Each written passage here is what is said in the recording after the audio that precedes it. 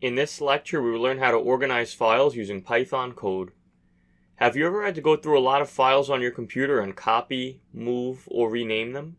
We can eliminate the possibility of human error by writing Python code to automate these tasks. Let's learn how to automate the copying of a file from one folder to another folder using Python code. To start out, we need to import Python's shutil module at the top of the code. We will also import the OS module by typing OS. The next step is to make the folders and files we will be working with.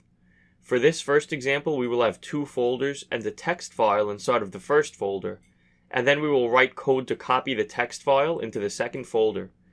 We will call os.mkdir and pass in the string folder1 in order to create a folder named folder1.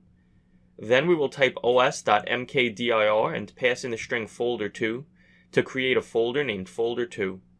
The next step is to use the chdr command to change directories to folder1. After that, we need to create the text file that will be used for this example. Let's create a variable named file and set it equal to open with example.txt passed in as the first argument and w passed in as the second argument.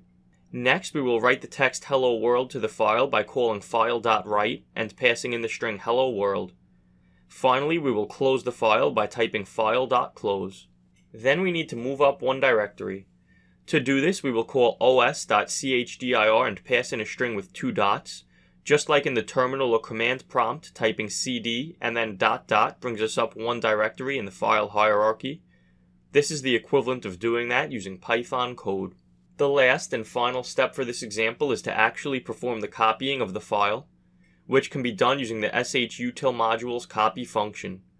To use it, we will type shutil.copy and pass in the path to the text file, which is the relative path folder1/example.txt. Then, as the second argument, we pass in the relative path to copy the file to, at the end of which will go the name and file extension for the new file. In this case, it will be folder2/copy.txt. Let's run the code. Then we will open up the directory that stores our Python file. Notice that both folder1 and folder2 were created in this directory. Also notice that if we go inside of folder2, we can see the copy.txt file that we created. Furthermore, if we open copy.txt, we can verify that it has the hello world text that we specified in our program.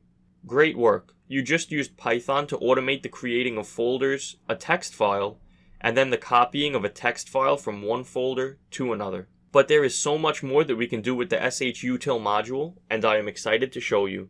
Instead of copying a file, what if we wanted to move a file from one folder to another folder? To do so, we can use the shutil module's move function. We need to delete all of the code except for the import statements so that it isn't run again. It already did its job of creating and copying the file. The next step is to call shutil.move and pass in the relative path to the file. In this case, we will specify folder2/copy.txt.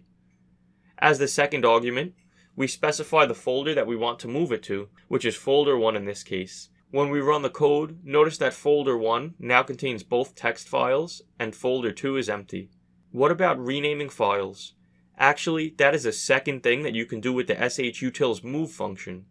First, we will change directories to folder1.